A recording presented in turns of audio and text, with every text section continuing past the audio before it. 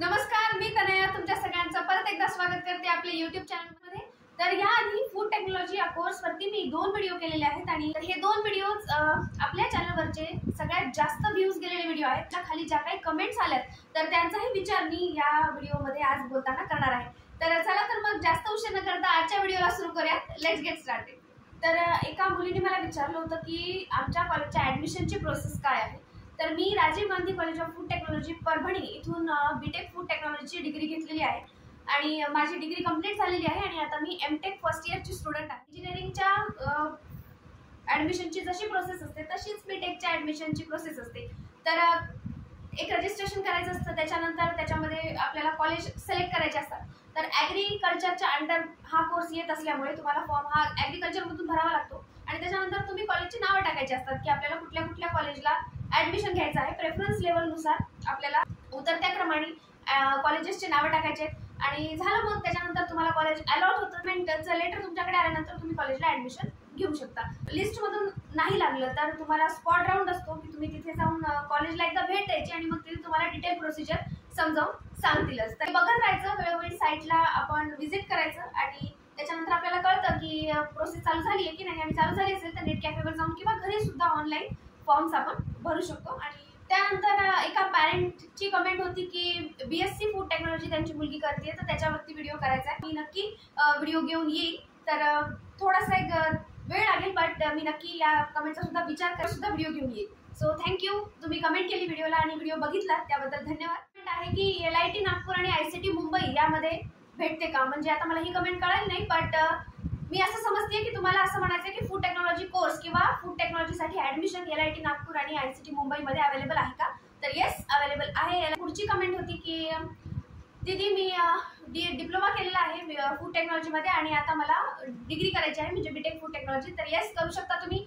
Diploma नंतर degree करण्यासाठी latter admissions भेटतात, म्हणजे तुम्ही डायरेक्टली सेकंड इयरमध्ये ॲडमिशन घेऊ शकता। जसं आपण पॉलिटेक्निक केल्यानंतर पॉलिटेक्निक 3 वर्षाचं केलं आणि त्याच्यानंतर तुम्हाला BEच्या डिग्रीमध्ये डायरेक्टली सेकंड इयरला ॲडमिशन भेटतं। तर सेम प्रोसेस आहे याची सुद्धा। डिप्लोमा तुम्ही फूड टेक्नॉलॉजीमध्ये केला असेल तर तुम्हाला बीटेकच्या सेकंड इयरला ॲडमिशन भेटतं। पण आता ही प्रोसेस सगळ्या कॉलेजसाठी सेमच असायला पाहिजे। तू आता पर्टिक्युलरली मला परभणीच्या युनिव्हर्सिटीबद्दल विचारलेस तर तिथे तुला जाऊन विचारावं लागेल किंवा ते फॉर्म फिलिंगचं जे काही ॲडमिशन प्रोसेस आहे त्या कॉलेजची ती तुला कंप्लीट करावी लागेल। एक खूप मोठी कमेंट आली आहे आणि 2 विद्यार्थ्यांनी मिळून ती कमेंट केलेली आहे, म्हणजे एका विद्यार्थ्याने त्या कमेंटचं समर्थन केलेलं आहे।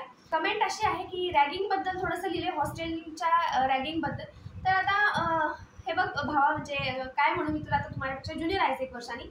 तर हे बघ काय असतं की तुम्ही जेव्हा ग्रॅज्युएशनसाठी कॉलेजेसला जाता तर रॅगिंग हा जो शब्द आहे हा तुम्हाला आधीच माहिती असतो आणि त्याच्यासाठी अँटी रॅगिंगचे फॉर्म सुद्धा भरून घेतले जातात आणि ही गोष्ट खरी आहे, पण तरी व्हायच्या त्या गोष्टी होतातच।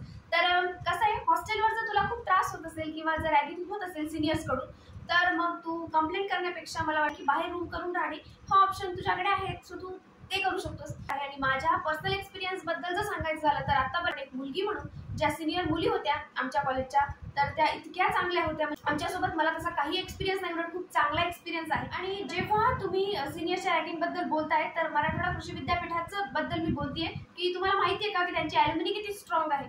तर तुम्ही त्या कॉलेजमध्ये आहात तर तुम्हाला हे माहीत असेलच माझ्यापेक्षा जास्त, नो डाऊट। मी तरी प्रायव्हेट कॉलेजची आहे, ऑब्व्हियसली मी प्रायव्हेट कॉलेजची आहे आणि मला त्याचा अभिमान आहे कारण आमचा पूर्ण टीचिंग स्टाफ जो आहे, तुमचे जरी लेक्चर होत नाही तसं तुम्हीच लिहिताय कमेंटमध्ये, पण आमचे व्यवस्थित लेक्चर झालेले आहेत। त्या बॅचपासून आत्तापर्यंतच्या बॅचच्या स्टुडंटपर्यंत सिनियर्स आत्ता 4 वर्ष तुमची मजा घेत असतील किंवा 1-2 वर्ष तुम्हाला अवघड जात असेल, नो डाऊट। मलाही मान्य आहे त्या गोष्टी सगळ्या की रॅगिंग होत नाही असं मी म्हणतच नाही, मलाही गोष्टी कानावर आलेल्या आहेत की रॅगिंग होतं। नंतर तुम्ही ते करता कंटिन्यू प्रोसेस, हेही मला तितकंच माहिती आहे की तुमच्या ज्युनियर सोबतही या गोष्टी मग तुम्ही सेम पुढे चालवता। सो हे पिढ्यानपिढ्या चालू आलेली ही गोष्ट आहे मराठवाडा कृषी विद्यापीठाची।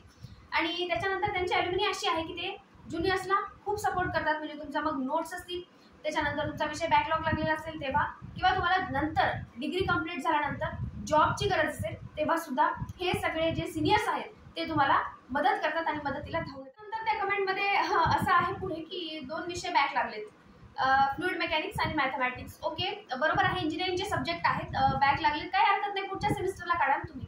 याचा पूर्ण दोष तुम्ही शिक्षकांना कसा काय देऊ शकता, म्हणजे याचं तर मला आश्चर्यच वाटलेलं आहे की पूर्णच शिक्षकांवरच जबाबदारी टाकलेली आहे। असं नसतं, कुठल्याही कोर्सला तुम्ही ॲडमिशन जेव्हा घेता, तुम्ही इंजिनिअरिंगला घेतलं असेल, फार्मसीला ॲडमिशन घेतलं असेल, अभ्यास तुम्हाला करावाच लागेल ना थोडा तरी।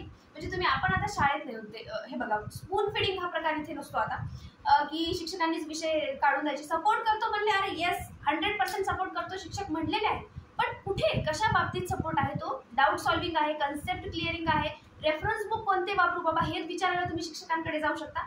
पण बस पाणी तर तुम्हाला प्यावं लागेल. गव्हर्नमेंट कॉलेज आहे शेवटी, तुम्हाला फीसमध्ये सवलत आहे, तर मग अशा गोष्टींची कुठेतरी ॲडजस्टमेंट ह्या कराव्या लागतात. आता आमचं प्रायव्हेट कॉलेज आहे, आम्ही माझं फी स्ट्रक्चर सुद्धा सांगितलेलं आहे, शेअर केलेलं आहे. तर 80,000 जेव्हा भरतो तेव्हा आम्ही काहीतरी एक्सपेक्ट करतो कॉलेजकडून, आणि तुम्ही जेव्हा 10,000 5,000 अशी फीस भरता तेव्हा तुमच्या एक्सपेक्टेशन्सही कमी असतात, आणि मुळात तुम्ही गव्हर्नमेंट कॉलेजला लागलात म्हणजे तुम्ही आमच्यापेक्षा नक्कीच हुशार आहात असं ते गृहीत धरतात.